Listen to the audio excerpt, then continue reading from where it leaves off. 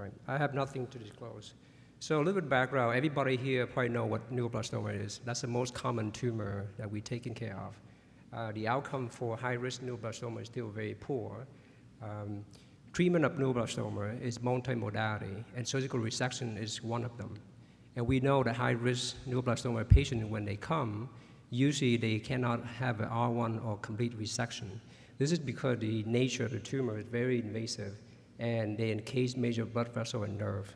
Therefore, most patients who come with high-risk neuroblastoma typically have residual tumor, and that require adjuvant therapy like radiation after that would have side effect and adverse long-term outcome like secondary tumor.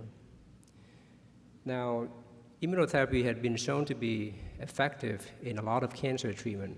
In neuroblastoma, the success of monoclonal antibody anti-GD2, like ditrastuzumab, had been improved outcome in neuroblastoma patients. However, we know that a significant portion of these patients do not respond to the antibiotic. This is because most of pediatric cancer, including neuroblastoma, are considered immunologically cold. Why? Because they have low tumor burden and mutation burden. They have limited infiltrate of the immune cell. Therefore, difficult for the body innate adaptive immune system to target the tumor. Because of this, there's a limited success in clinical outcome in patients who treat with CAR T cell and immune checkpoint inhibitor. So there's a need to alter the tumor microenvironment in neuroblastoma. This can be done by activate or expand the endogenous tumor reactive T cell, block the immunosuppressive tumor environment. They've been shown to be successful in preclinical model using radiation in combination with IL-2 injection and anti-CTLA monoclonal antibody. They've been shown to reduce tumor growth and improve the tumor environment by downregulate regular T cell. Now, I'm switching gear a little bit to talk about plasma because this is what we do. So plasma is a fourth state of matter. It is a neutral ionized gas consisted of positive charged ion, electron, and n-charged particle. So it's a soup of many things, including UV. There are two types of plasma. There are thermal plasma and the non-thermal plasma. Thermal plasma is when the energy of the electron is equal to the energy of the heavy particle. In the non-thermal plasma, the energy of electron is a lot higher than heavy particle. When the non-thermal plasma is produced at room temperature, we call it cold atmospheric plasma. Now, in our lab, the plasma is still, for many people, is a black box. There's so many ingredients in there. So we collaborate with our College of Engineers to build a plasma, investigate the device, and study how plasma affects tumor. So this is the schematic of how we make our plasma. We use helium as a gas delivery. We had characterized the device and optimized its internal production of OH radical, which is considered the most active ingredient in the product of the plasma. We test our device in vitro result, and it showed that the plasma that we make able to kill the tumor cell at significantly high portion compared to the control. When we treat cell, normal cell, the NIH3T3, which is a murine fibroblast, there's little effect of the plasma on the normal cell. We then test the device on human neuroblastoma cell lines. So we use two cell lines, SKNAS in green and LNA5, which have the NMYC amplified. Both of these cell lines show significant reduction in growth when treated with plasma. The human dermal fibroblast is used as control because we don't have a typical control for a neuroblastoma cell line. And you can see as the treatment get longer, 180 seconds, the human dermoblast also get injured. So we have to be careful with using this device. That's why it requires a lot of calibration. Now, to investigate the mechanism of how plasma affects tumor cell, we look at a few mechanisms. So one of them is intracellular reactive oxygen species. This shows that the plasma shows a significant increase in intracellular accumulation of reactive oxygen species. Lipid peroxidation also elevated, and oxygen DNA damage. All the three pathways can lead to apoptosis or cell death. Now, from these data, we formed the hypothesis that core atmospheric plasma can selectively kill neuroblastoma cell via apoptosis and immunomodulation. Now, the work on immunomodulation had been done by some other lab, which showed that plasma can modulate the tumor microenvironment.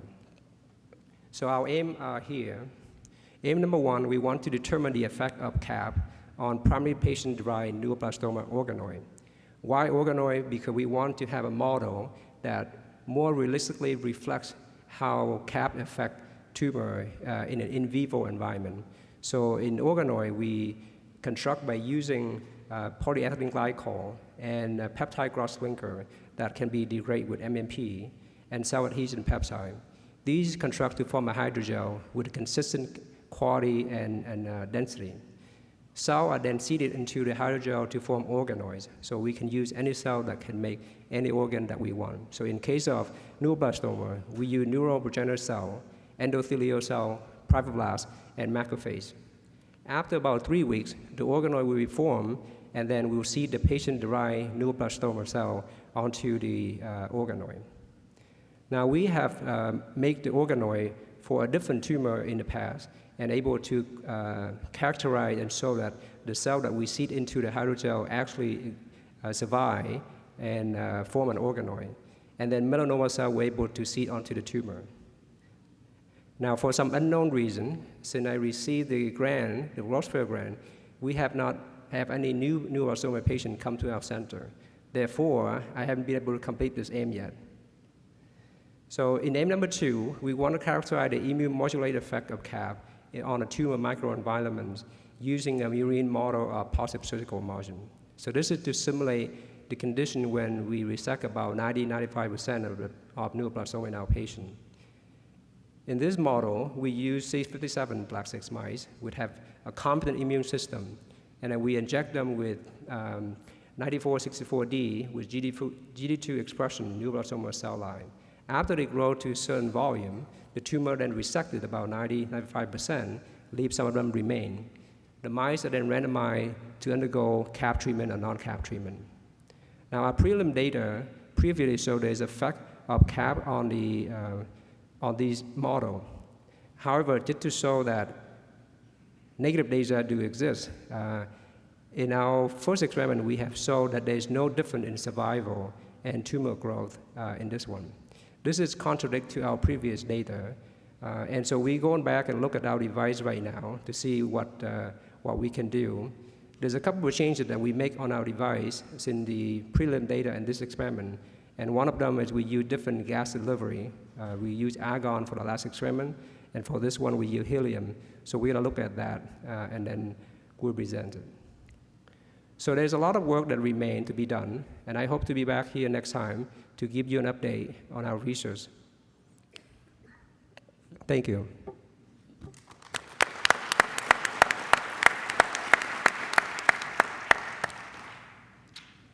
I have a question. How did you deliver the plasma, and how can you sort of foresee how we'll use this clinically? Is it something we'll use intra-op? Is it an adjuvant therapy?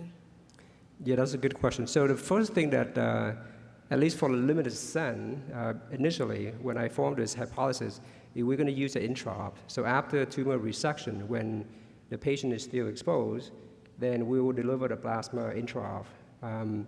And we collaborate with another engineer group to basically use robot to deliver the plasma so that we don't have to stand there and just sweep the plasma back and forth. That way we can eliminate not only fatigue but also accuracy. So the robot able to detect the tumor that remain in the tumor bed and then deliver plasma that way. The other thing that we actually also working on is to, as you see, is kind of limited only in intra-op for this case, and the penetration of plasma is not deep enough, like radiation. That's kind of the benefit because they don't have side effect. But because of that, it's a limited in terms of use. So right now, we're investigating other aspects of how to deliver it more systemically. And then, did you measure the oxidative DNA damage to the surrounding tissue at all, or is there any histology of that tissue? So right now, because the negative experiment, we save our resources and not going to investigate that. But once we figured it out, in our next experiment, that's what we would do, is to look at the negative environment. But also the organoid. One purpose of the organoid is that we can do it in a way that doesn't harm the animal and a more high output, high throughput. Thank you. Dr. Newman? I really enjoyed your talk. This seems very innovative. I have a couple questions about your model. One is your decision to use immunocompetent versus immunocompromised mice, and which cell lines you use for the immunocompetent mice.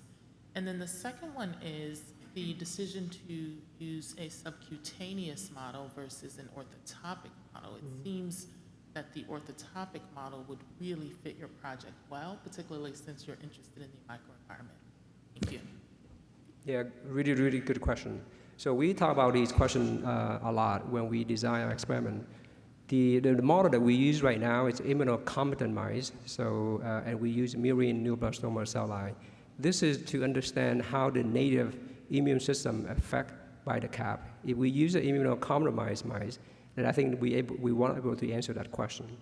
Your second question asking about the ectopic model versus autotopic model, is it for the ease of the experiment, basically. First, we want to make sure, because this had not been done before, we want to establish a model in a way that's been done easily and able to pre-produce them. But we have a plan in the future to do for autotopic model.